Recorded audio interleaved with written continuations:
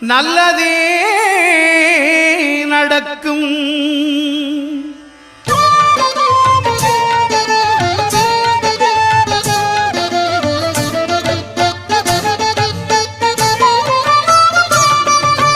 9 கோளும் ஒன்றாய் காண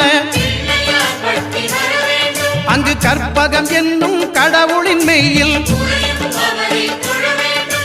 9 கோளும் ஒன்றாய் காண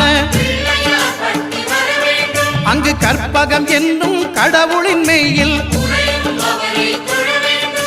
சூரியன் முதலாய் 9 கிரகமும் பலவித குணங்களை கொண்டிருக்கும். எங்கள் கற்பக தருவில் அவை வரும்போது ஒன்றாய் சேர்ந்து பலனளிக்கும்.